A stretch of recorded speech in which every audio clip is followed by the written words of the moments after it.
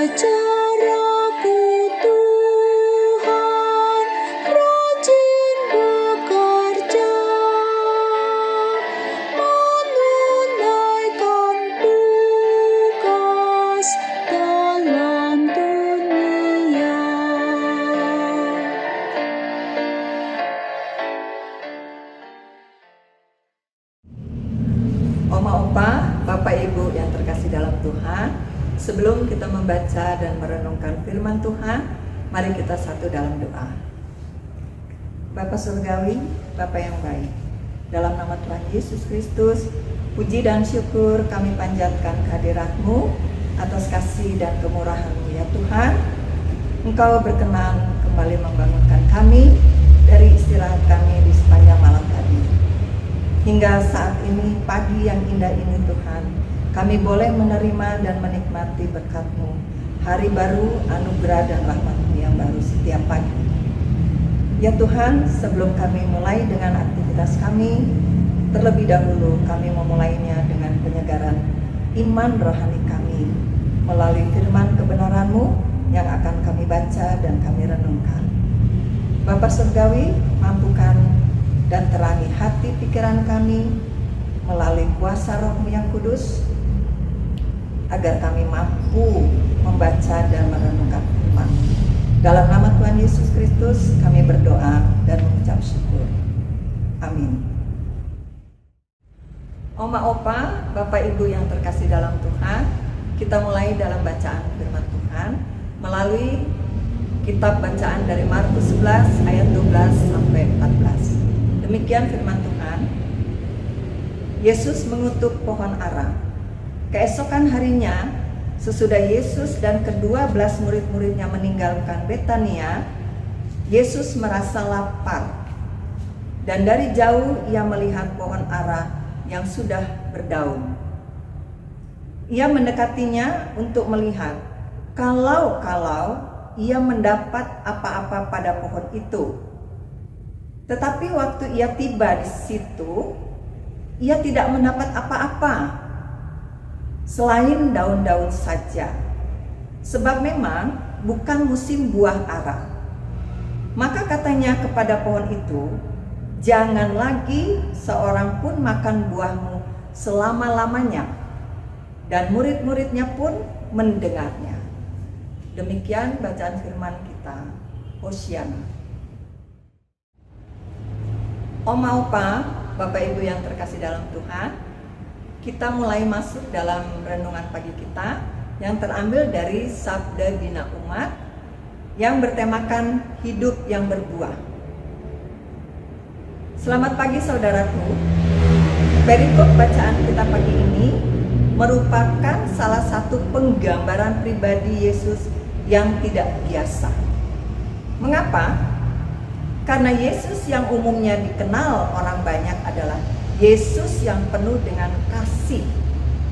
Bukan Yesus yang karena lapar menjadi marah dan menggunakan kuasanya untuk mengutuk sesuatu.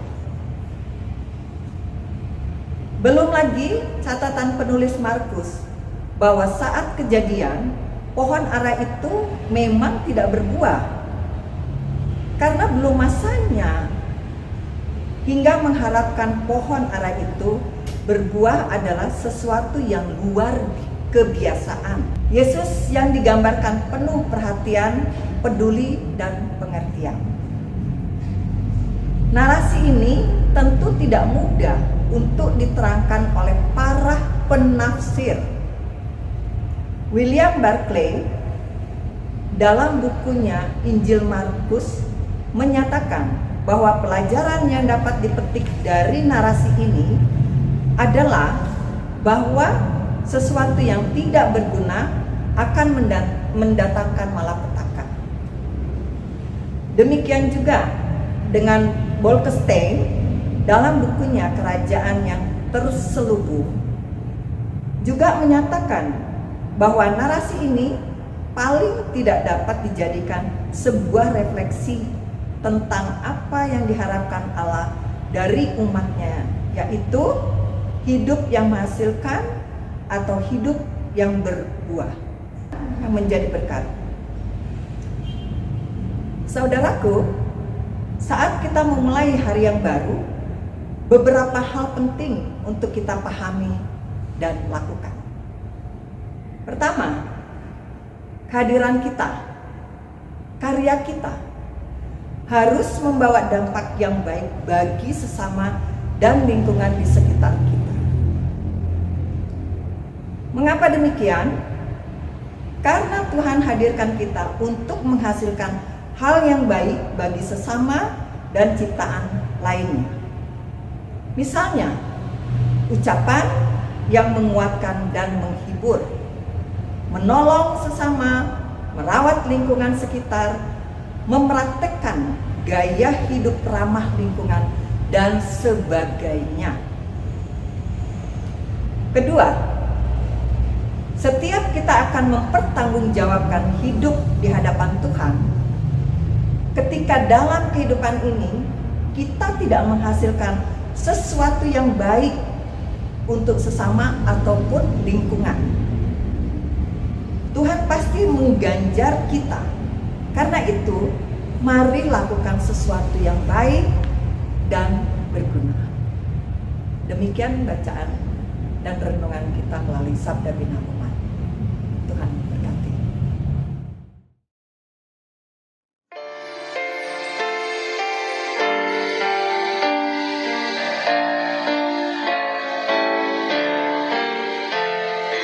Ajarku mengatur maksud hidupku, jangan mementingkan hanya diriku.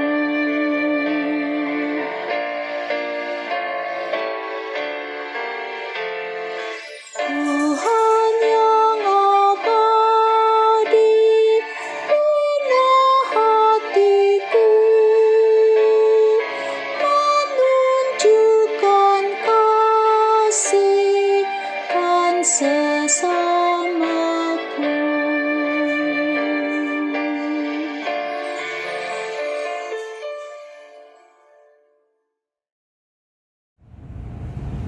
Oma, Opa, Bapak Ibu yang terkasih dalam Tuhan, mari kita masuk dalam doa penutup.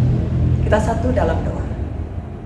Allah Bapa yang terkasih, terima kasih untuk sapaan melalui firman kebenaran-Mu itu yang sudah kami baca dan kami renungkan. Biarlah kiranya firman kebenaran-Mu itu terus menerangi jalan kehidupan kami, pribadi lepas pribadi. Dan mampukanlah kami untuk melakukannya dalam keseharian kami tiap-tiap hari.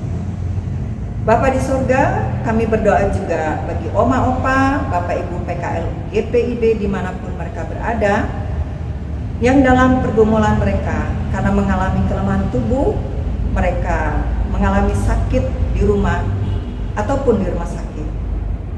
Kiranya campur tangan Tuhan, Engkau pulihkan dan sembuhkan mereka, supaya mereka boleh beraktivitas kembali. Ya Tuhan, kami berdoa juga untuk program saya dan PKLU GPIB membaca Alkitab bersama. Kiranya Engkau berkati program ini Tuhan, supaya terus memberi semangat dan segarkan di setiap kehidupan kami hari lepas hari, untuk hormat dan kemuliaan nama-Mu. Dalam nama Tuhan Yesus Kristus, kami berdoa dan mengucap syukur. Amin. Salam PKLU GPIB, segar dan hijau. Sampai jumpa. Tuhan memberkati.